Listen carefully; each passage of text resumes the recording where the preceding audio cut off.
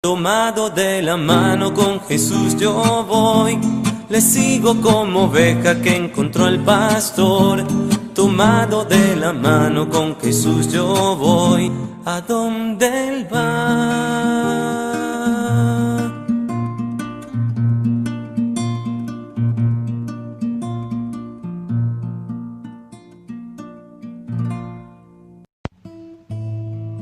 Lectura del Evangelio según San Mateo. Jesús subió a la barca, atravesó el lago y regresó a su ciudad.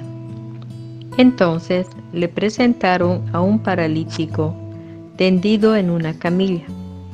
Al ver la fe de esos hombres, Jesús dijo al Paráclito: «Ten confianza, hijo, tus pecados te son perdonados». Algunos escribas pensaron: «Este hombre blasfema». Jesús, leyendo sus pensamientos, les dijo: «¿Por qué piensan mal? ¿Qué es más fácil decir: tus pecados te son perdonados, o levántate y camina? Para que ustedes sepan que el Hijo del Hombre tiene sobre la tierra el poder de perdonar los pecados», dijo al paralítico: «Levántate, toma tu camilla y vete a tu casa».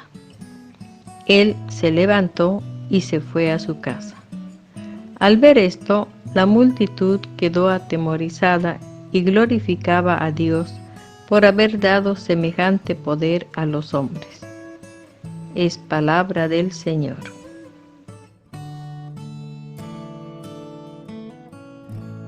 Hola, ¿qué tal? Un saludo cordial a todas y todos. En esta ocasión repasaremos el Evangelio de Mateo en el capítulo 9 de los versículos 1 al 8.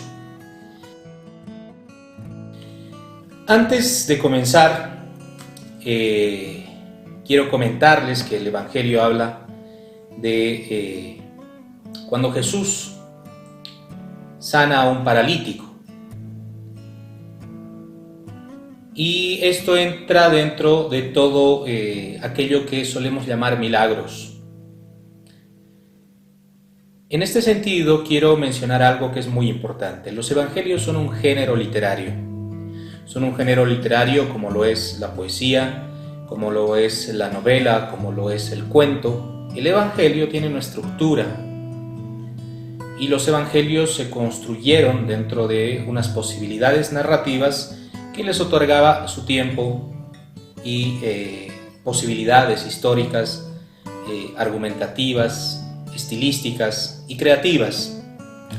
En consecuencia, cuando hablamos de milagros, no estamos hablando de hechos sobrenaturales. Forma parte de construcciones literarias, pero no forma parte de la realidad. ¿Con esto qué quiero decir? De que ni Jesús, ni ninguna otra personificación de la divinidad ha hecho o ha materializado hechos sobrenaturales. En consecuencia, lo que llamamos milagros son interpretaciones que hacemos una comunidad creyente de determinado fenómeno, al que le podemos llamar, porque no lo entendemos lo suficiente o porque lo consideramos inexplicable, lo llamamos milagro, lo llamamos hecho paranormal, lo llamamos fenómeno extraordinario. Sin embargo, si tales cosas ocurrieran, deberían ocurrir con más frecuencia, deberían ser parte del cotidiano. Y de alguna manera las comunidades creyentes van construyendo este tipo de narrativas a lo largo del tiempo.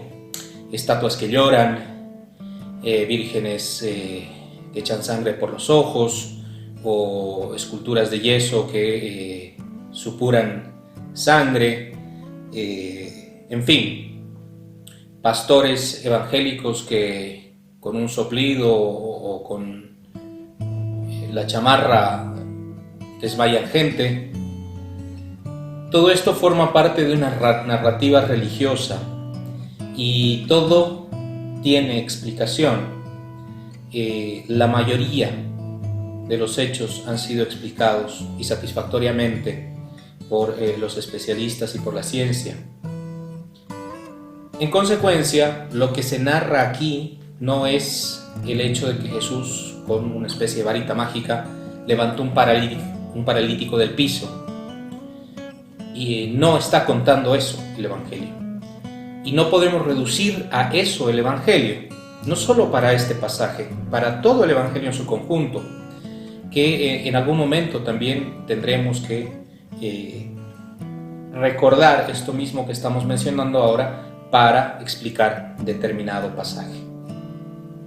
En este sentido, tenemos a Jesús haciendo un viaje, una travesía,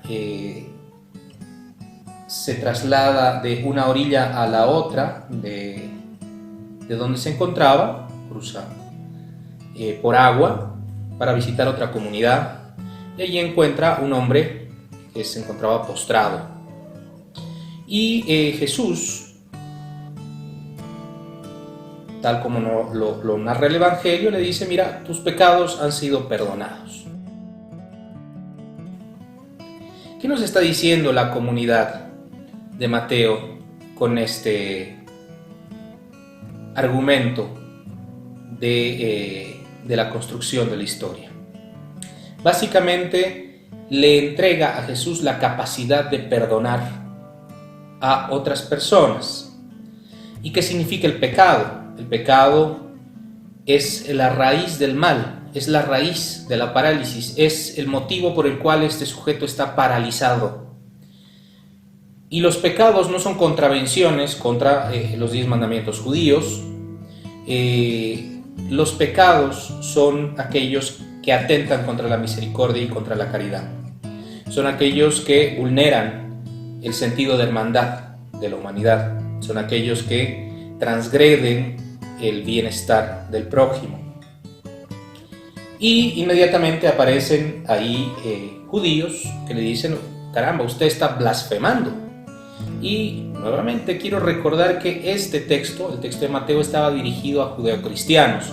Por lo tanto, seguramente dentro de la comunidad cristiana había ciertas dudas, porque son herederos del judaísmo, ¿no? De hasta dónde podemos llegar, y también una genuina disputa con los judíos ortodoxos, digámoslo, aquellos que no se habían convertido al cristianismo, que les decían pues a los cristianos blasfemos: ¿cómo ustedes se van a perdonar entre ustedes? Las comunidades cristianas primitivas de los primeros siglos organizaban en la celebración un acto de perdón comunitario, y a partir de ese perdón pues se reconciliaba la comunidad, y pues no solo se perdonaban, sino que además se hermanaban, se daban aliento para seguir adelante. Los judíos le increpan: solo Dios puede perdonar, solo Dios tiene la capacidad de perdonar. Y lo que dice el Evangelio es que no, es que el hombre también puede perdonar. Y esto es un cambio sustantivo respecto al judaísmo, porque para que uno se reconcilie con Dios dentro del contexto religioso judío, tenía que ir al templo, hacer sacrificios, quemar animales, pagarle al sacerdote.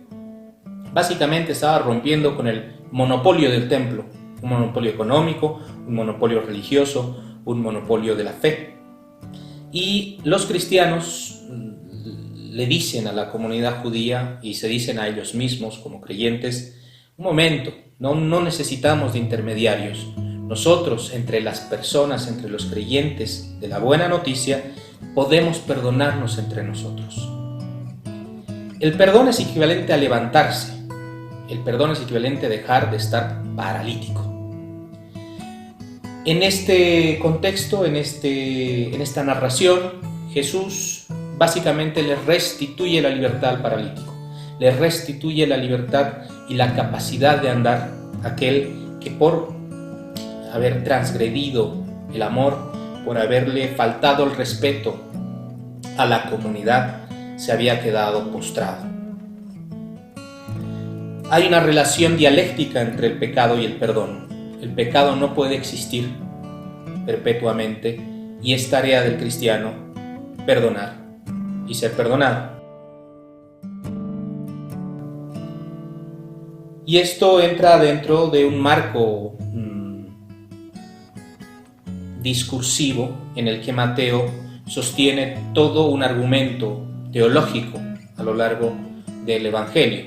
La comunidad dice del cristiano: miren, ser cristiano es el ejercicio de la misericordia, y quiero misericordia y no sacrificios.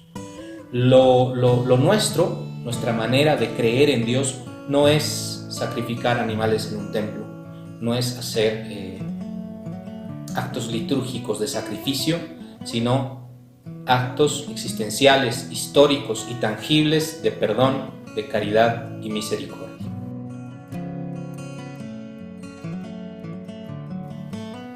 Esto, obviamente, trasladado a nuestro tiempo, repercute y hondamente en nuestras prácticas religiosas.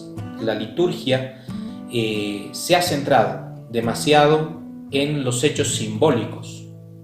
Y no hablo solo del catolicismo y de la parafernalia que hay detrás de una misa.